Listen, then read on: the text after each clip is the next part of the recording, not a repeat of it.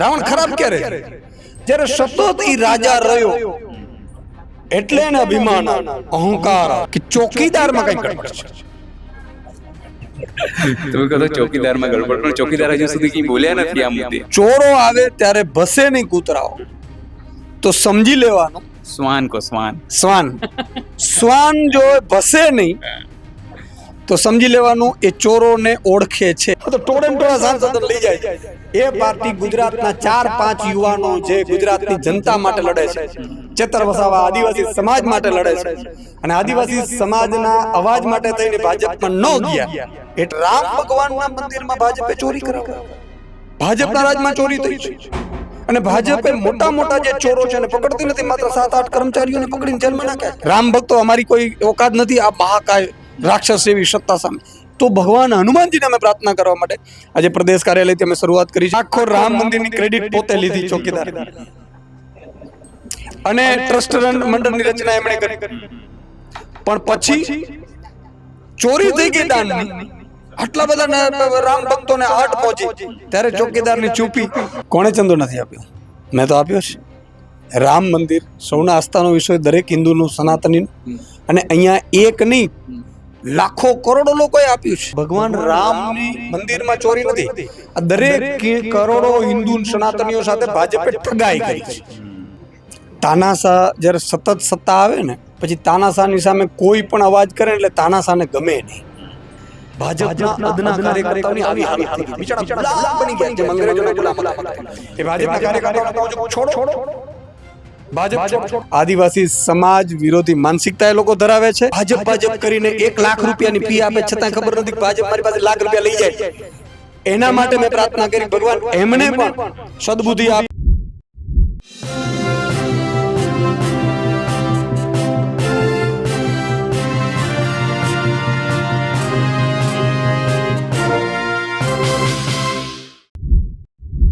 આપણી સાથે આમ આદમી પાર્ટીના પ્રદેશ અધ્યક્ષ ઈશુદાન ગઢવી છે. ઈશુદાનભાઈ, આજે હનુમાન ચાલીસા, હનુમાનજીની પૂજા, રામ મંદિરમાં ચોરી, આ તમામ મુદ્દો અત્યારે છે. તો હવે ગુજરાતમાં કેવી રીતે આ તમામ વસ્તુ કરવાના છો ને આજે શું થયું? એક વખત બિલકુલ રામ મંદિરમાં જ્યારે ચોરી થઈ, રામ ભગવાનનો મંદિર એ તમામ સનાતનીઓનો આસ્થાનો વિષય છે. આની સાથે ખિલવાડ ન હોઈ શકે. પણ આ લોકોની શરૂઆતથી દાનત એવી હતી કે 2 કરોડની જમીન 18 કરોડમાં વેચાતી હતી. ત્યારે કંઈક અંદેશો રામ ભક્તોને લાગ્યો હતો, પરંતુ આમાં તો રામ ઉપર વિશ્વાસ હોય કે રામના નામમાં તો કોઈ નહીં કરે. પરંતુ જે રીતે ભગવાન રામના મંદિરમાં ચોરી થઈ છે એમાં કરોડો સનાતનીઓ ગુજરાતમાં પણ આહત થયા છે. દરેકને એમ થયું છે કે રામ ભગવાનના મંદિરમાં ભાજપે ચોરી કરાવડાવી, ભાજપના રાજમાં ચોરી થઈ છે અને ભાજપે મોટા મોટા જે ચોરો છે એને પકડતી નથી, માત્ર 7-8 કર્મચારીઓને પકડીને જેલમાં નાખ્યા છે, બાકી બધાને છોડી દીધા છે. અને હવે એસઆઈટી એટલા માટે રચના કરી છે કે જેટલા મોટા માથા છે એને બચાવી લેવામાં આવે. એટલે રામ ભક્તો અમે બધાએ નક્કી કર્યું છે કે ભગવાન રામની સેવા કોણ કરતું હતું? હનુમાનજી. સદાય હનુમાનજી એની જોડે જ હોય, એની જ સેવા કરતા હોય. અને હનુમાનજી ચિરંજીવી છે, હયાત છે. આ લોકોને પહોંચી કોણ શકશે? રામ ભક્તો અમારી કોઈ ઓકાત નથી આ મહાકાય રાક્ષસ એવી સત્તા સામે. તો ભગવાન હનુમાનજીને અમે પ્રાર્થના કરવા માટે આજે પ્રદેશ કાર્યાલયથી અમે શરૂઆત કરી છે. પ્રદેશ કાર્યાલયે આજે રામ ભક્તોની ઉપસ્થિતિમાં સુંદરકાંડનો પાઠ કર્યું, ભગવાન હનુમાનજીની હનુમાન ચાલીસા પઠન કરી છે, હનુમાનજીને પ્રાર્થના કરી છે, રામ ભક્તોને પત્ર સંભળાવ્યો છે અને પત્ર ઉપર જે એગ્રી છે એમની સાઇન લીધી છે. અને હવે આવતીકાલથી તમામ લીડરો પોતાના ઘરે, તમામ કાર્યકર્તાઓ પોતાના ઘરે હનુમાન ચાલીસાનું પઠન કરશે, રામ ભક્તોને પત્ર સંભળાવશે અને જે રામ ભક્ત એગ્રી થશે કે ના પાપીઓને સજા થવી જોઈએ, ભાજપે સજા નથી કરી, ભાજપ ઢાક વિછોડો કરે છે, એની સાઇન લેવામાં આવશે અને સાઇન પહોંચાડવામાં આવશે. ભાજપના જે લોકો છે એવું કહે છે કે ભાઈ કાર્યવાહી થઈ રહી છે, સુપ્રીમ કોર્ટનો મામલો છે, એસઆઈટી બનાવી દેવામાં આવી છે, ચંપતરાય સહિતના લોકોના રાજીનામા લઈ લેવામાં આવ્યા છે, આ તમામ વસ્તુ કે કાર્યવાહી તો થઈ રહી છે, તો પછી વિપક્ષને ક્યાં પેટમાં દુખે છે? નહીં, કાર્યવાહી શું થઈ રહી છે? સીટની રચના કરી છે. સીટની રચના તો અહીંયા થાનગઢ કાંડમાં પણ કરી હતી. સીટની રચના તો વિવિધ અગ્નિકાંડોમાં થઈ છે. સીટની રચના તો પેપર લીકોમાં થઈ છે. ક્યાં કોઈને ન્યાય મળ્યો છે? સીટે તો એ કામ કર્યું છે કે જે કામમાં મુખ્ય આરોપી છે ને ઢાક પીછોડો કરી નાના નાના મછલીઓને પકડવાની, એ જ કામ ત્યાં સીટની રચના થઈ રહી છે. તમારે સીટની રચના સુપ્રીમ કોર્ટમાં આપી દો, સુપ્રીમ કોર્ટ નિવૃત્ત ન્યાયાધીશના અધ્યક્ષતામાં કરે. ભાઈ નિવૃત્ત ન્યાયાધીશ કરે, એક્સપર્ટો કરે અને એની રચના કરવામાં આવે. અને હાઈ સિક્યુરિટી વચ્ચે જ્યાં મોબાઈલ લઈ જવાની મનાઈ છે, આટલા બધા સીસીટીવી છે, તો રૂપિયા કઈ રીતે ચોરી થઈ જાય? એનો મતલબ એ કે ચોકીદારમાં કઈ ગડબડ છે. તમે કહો તો ચોકીદારમાં ગડબડ, પણ ચોકીદાર હજુ સુધી કઈ બોલ્યા નથી આ મુદ્દે. હું એ જ કહું છું ને, જો આખો રામ મંદિરની ક્રેડિટ પોતે લીધી ચોકીદારે અને ટ્રસ્ટ મંડળની રચના એમણે કરી, પણ પછી ચોરી થઈ ગઈ દાનની, આટલા બધા રામ ભક્તોને આહટ પહોંચી, ત્યારે ચોકીદારની ચૂપી. આ ગજબ છે.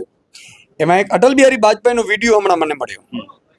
એમાં અટલ બિહારી વાજપેયી એવું કહે છે કે ચોકીદારી કરતા જ્યારે ચોરો આવે ત્યારે ભસે નહીં કૂતરાઓ, તો સમજી લેવાનું શ્વાન કો શ્વાન. શ્વાન જો ભસે નહીં તો સમજી લેવાનું એ ચોરોને ઓળખે છે. આ તો અટલ બિહારી વાજપેયીની રચના છે. આ કોઈ જોડે સંલગ્ન નથી બનતી, પણ લોકોના મનમાં એ છે કે રામ મંદિરમાં ચોરી થઈ અને હજી સુધી મોટા લોકોનું કોઈની ધરપકડો નથી કે નથી કોઈને પદમાંથી હટાવવામાં આવ્યા, નથી રાજીનામા અપાવવામાં આવ્યા, એટલે શંકા જાગે છે. સવાલ એ છે કે જે રીતે સમગ્ર ઘટનાક્રમ થયો, તો કેટલાક ભાજપના નેતાઓ કે જે ભાજપ સંબંધિત લોકો એવું કહે છે કે જે લોકોએ ચંદો નથી આપ્યો એ લોકો શું કરવા બોલે છે, જ્યાં ગયું ત્યાં ગયું, એવી બધી વાતો કરે છે. કોણે ચંદો નથી આપ્યો? મેં તો આપ્યો છે. રામ મંદિર સૌના આસ્થાનો વિષય, દરેક હિન્દુનું, સનાતનીનું, અને અહીંયા એક નહીં લાખો કરોડો લોકોએ આપ્યું છે. અમારા તો વડવાઓ 1991માં ગયેલા છે ત્યાં, જ્યારે ભાજપ વાળાના અત્યારના જન્મે નતો થયું. ઈંટ લઈને હતા, ઈંટ લઈને જવા હતા ને, અહીંયા મારા વડવાઓ ગયેલા છે. આ ભાજપ વાળાને કહેવા માંગુ છું કે આવો, તમારે સબૂત જોતું હતું ને તો તમે સબૂત આપો કે આ ચોરી થઈ છે, એ હાઈ સિક્યુરિટી વચ્ચે ચોરી થઈ છે. ચોરી થાય કેમ થઈ કેમ? આ ભગવાન રામની મંદિરમાં ચોરી નથી, આ દરેક કરોડો હિન્દુ સનાતનીઓ સાથે ભાજપે ઠગાઈ કરી છે, એની સાથે છેતરપિંડી કરી છે. પીડા એની છે અમને, અને એટલે અમે કરોડો હિન્દુસ્તાનીઓ, કરોડો સનાતનીઓ એક થઈ રહ્યા છીએ. સર, એક વિષય અલગ છે, સોનું માંગચુક વાળો વિષય છે. તમે જુઓ જે રીતે એમનું ઉઠપાડવામાં આવ્યા, આ તમામ વસ્તુઓ કરવામાં આવી છે, તો લાગે છે કે દેશમાં એવું લાગે છે કે ઉપવાસ કરવાનો કોઈ અધિકાર નથી રહ્યો હવે લોકોને. તમે જુઓ, તાનાશાહ જ્યારે સતત સત્તા આવે ને, પછી તાનાશાહની સામે કોઈ પણ અવાજ કરે એટલે તાનાશાહને ગમે નહીં. અને એમાં વાંક અમારો છે પ્રજાનો, કે સતત એકને મોટું કરીને તાનાશાહ બનાવ્યું. રાવણ છે એ ખરાબ નહોતો, કઈ પેલા ખરાબ નહોતો. રાવણ ખરાબ ક્યારે થયો? જ્યારે સતત એ રાજા રહ્યો એટલે એને અભિમાન આવ્યું, અહંકાર આવ્યો. અને પછી મંદોદરી એવું કહે છે કે આ તો ભગવાન આ દેવ તત્વ છે. ત્યારે રામ ભગવાન સાબિત નહોતા થયા કે ભાઈ દેવ તત્વ છે ને, એમના પત્ની છે સીતા માતા, એને ન ઉપાડાય. ત્યારે કીધું કે મારાથી મોટું કોઈ છે જ નહીં ભાઈ. એ રાવણનો અહંકાર હતો.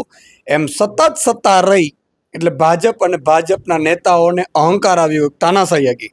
અને એટલી તાનાશાહી આવી છે કે ભાજપના લોકો બિચારા રામ ભક્તો છે, બોલી નથી શકતા. અત્યારે એ રામ ભક્તો મૌન છે. અત્યારે નીટમાં જેટલા ભાજપના અત્યારે આઈટી સેલના સભ્યો છે, મને ગઈકાલે આઈટી સેલનો સભ્ય કોમેન્ટ કરતો હતો બિચારો, પછી મને મળ્યો, મને કે સાહેબ માફ કરજો, તમારા મારા વિરુદ્ધમાં કોમેન્ટ કરવી પડી, પણ મારી દીકરી નીટની પરીક્ષા આપી હતી, અમે 2 વર્ષ કેવી મહેનત કરાવી અમને ખબર છે. આ ભાજપનો સભ્યની હાલત છે, બિચારાને છતાંય એની કોમેન્ટ કરવી પડે છે આ આંદોલનની વિરુદ્ધમાં. એ આંદોલન તો નથી કરી શકતો, આંદોલનને સપોર્ટ પણ નથી કરી શકતો, બિચારો ભાજપનો ગુલામ બની ગયો છે કાર્યકર્તા. અને એનાથી મોટી વાત કે એના દીકરી જ્યારે એનો પેપર લીક થયું છે ત્યારે ન્યાય અપાવી તો નથી શકતો, પણ ન્યાય અપાવવા જાય છે એની વિરુદ્ધમાં બોલવાનું પણ ભાજપ દબાણ કરે. ભાજપના અદના કાર્યકર્તાઓની આવી હાલત થઈ ગઈ, બિચારા ગુલામ બની ગયા, જેમ અંગ્રેજોના ગુલામ હતા એવી રીતે. એ ભાજપના કાર્યકર્તાઓને કહું છું, છોડો ભાજપ, છોડો. એકવાર ભાજપ છોડી દેશો, રાક્ષસોનો સાથ છોડી દેશો, તમારી મતિ પણ શુદ્ધ થઈ જશે. અને તમે પોતે બોલી શકશો કે મારી દીકરીનું નીટનું પેપર લીક થયું છે, હું નથી આંદોલનમાં જઈ શકતો. સોનમ વાંગચુક જાય છે, આટલો પર્યાવરણિત રોમન મેક્સેસ એવોર્ડ છે, ભણેલો ગણો છે, અભણ થોડો છે કાંઈ કે એની સર્ટિફિકેટ પાછી ઓરિજિનલ છે, કોઈ નકલી સર્ટિફિકેટ નથી. એ વ્યક્તિ મરે છે, એની પોતાની દીકરી નીટમાં નથી, છતાંય તો મારે ભાજપના અદના કાર્યકર્તાઓ, પેજ પ્રમુખોને કહું છું કે તમારા કારણે ભાજપ ચૂંટાય છે ને એને અહંકાર આવે છે ને આ નેતાઓ રામ આ નીટના પેપર લીક કરે છે ને દાન ચોરી કરે છે. તમે જો આમ આદમી પાર્ટીમાં મત નખાવડાવો, પેજ પર મૂકો, તમારે હાથ જોડીને વિનંતી કરું છું, તો પાપનો પ્રાશ્ચિત પણ થઈ જશે અને આ રાવણનો અંત પણ થઈ જશે. કંઈક સવાલ એ છે કે લાગે છે કે વડાપ્રધાન ક્યાંય બી ફરતા હોય, પંજાબ ફરે ક્યાંય, પણ આમ આદમી પાર્ટીના નેતાઓ એમના સપનામાં આવતા હોય છે, એટલે ત્યાં ચર્ચા કરતા. હું ચેતર વસાવાની વાત કરું છું, ત્યાં દીની ચેતર વસાવાનું નામ લે છે. વિચાર કરો, જે પાર્ટીએ 22 રાજ્યોમાં સત્તા છે, જે પાર્ટી ચૂટકીમાં સરકારો પાડી દે છે, કરોડો રૂપિયાના પેલા મજલોમાં મારા પાર્ટીઓ તોડી નાખે છે, સાંસદોની ટોળા લઈ જાય છે. એક સાંસદ લેવું હોય કેવું, તો ટોળા સાંસદો લઈ જાય છે. એ પાર્ટી ગુજરાતના 4-5 યુવાનો જે ગુજરાતની જનતા માટે લડે છે, ચેતર વસાવા આદિવાસી સમાજ માટે લડે છે, અને આદિવાસી સમાજના અવાજ માટે થઈને ભાજપમાં ન ગયા, એટલા માટે થઈને આ લોકોએ ચેતરભાઈ વસાવાનો નોંધ લેવી પડે છે. એ બતાવે છે કે આદિવાસી સમાજ ચેતર વસાવા સાથે છે, આદિવાસી સમાજ વિરોધી માનસિકતા એ લોકો ધરાવે છે, અને ચેતરભાઈ વસાવા જેલમાં ગયે અને ભગવાન બિરસા મુંડાની જેમ મોટા થઈ ગયા. ભગવાન બિરસા મુંડાને અંગ્રેજોએ જેલમાં નાખ્યા હતા અને અંગ્રેજોનું પતન થયું હતું, એમ ચેતર વસાવાને પેલા 18 દિવસના દીકરાને જે જન્મતા વેત કોઈ ગુનો નહોતો કર્યો એને ભાજપે જેલમાં નાખ્યા. એ જેમ ભગવાન કૃષ્ણનું આવ્યા હતા જેલમાંથી, એમ 18 દિવસનો દીકરો 18 વર્ષનું થશે ત્યાં સુધીમાં ભાજપનું નામો નિશાન હિન્દુસ્તાનમાં નહીં હોય. હનુમાનજીની આજે પૂજા કરી, ગુજરાતના ખેડૂતો ઉપવાસ કરી રહ્યા છે, આંદોલન કરી રહ્યા છે, તો ભગવાનથી પ્રાર્થના કરશો હનુમાનજીથી કે સદબુદ્ધિ આપે સરકારને કમસે કમ? નહીં, એ કરીને ખેડૂતો માટે કરી, થાંભલાઓ માટે હેરાન છે એના માટે કરી, ગેસની લાઈનો નાખે એના માટે કરી, સમગ્ર જે મોંઘવારીમાં માનો શહેરનો વર્ગ પીડાઈ રહ્યો છે, ભાજપ કરીને 1 લાખ રૂપિયાની ફી આપે છતાં ખબર નથી કે ભાજપ મારી પાસે લાખ રૂપિયા લઈ જાય. એના માટે મેં પ્રાર્થના કરી ભગવાન એમને પણ સદબુદ્ધિ આપે, મધ્યમ વર્ગને પણ, કે જે ભાજપના ચુંગાલમાં 5 વર્ષમાં 10 લાખ રૂપિયા હપ્તો આપે છે ભાજપને, એ મધ્યમ વર્ગનો 10 લાખ બચાવે, એને માટે જાગૃતિ આવે ને એ લોકો આમ આદમી પાર્ટી તરફ પડે. અમદાવાદ, વડોદરા, સુરત, રાજકોટના નાગરિકો એના માટે પ્રાર્થના કરી છે. હનુમાનજી મહારાજને કીધું તું જુઓ હવે આ ચંદાચોર ઓકે થઈ ગયા, પકડાઈ ગયા, તમને ખબર છે, ઓફિશિયલી પકડાઈ ગયા છે. તો હવે તમે જેમ મહાભારત વખતે પણ હનુમાનજી અર્જુનના રથ ઉપર બેઠા છે, એમ હનુમાનજી અમારા રથ ઉપર બેસે અને હનુમાનજી જીત અપાવડાવે ને એ જ જનતાની જીત થાય એવી અમે પ્રાર્થના કરી. ઈશ્વરભાઈ, છેલ્લો સવાલ, આ સમગ્ર ચોરી કાંડ છે જે થયું છે, એમાં દોષી તમે તમારા હિસાબથી કોને માનો છો?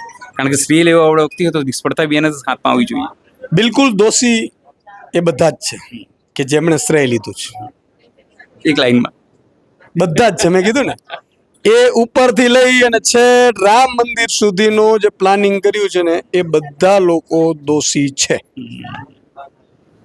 સ્વાભાવિક છે, જે રીતે સુદાનભાઈએ તમામ મુદ્દે વાત કરી, પણ રામ મંદિરમાં જે રીતે ચોરી થઈ છે એ જ મુદ્દો હવે લઈને હવે ગામે ગામ, શહેર આમ આદમી પાર્ટી જવાની છે અને લોકો વચ્ચે એ વાત કહેવાની છે કે જે લોકો રામના નામે દિલ્હી સુધી પહોંચ્યા છે એ લોકો કેવી રીતે ચોરી કરી રહ્યા છે અને તમારા આસ્થા સાથે કેવી રીતે ખેલવાડ કરી રહ્યા છે.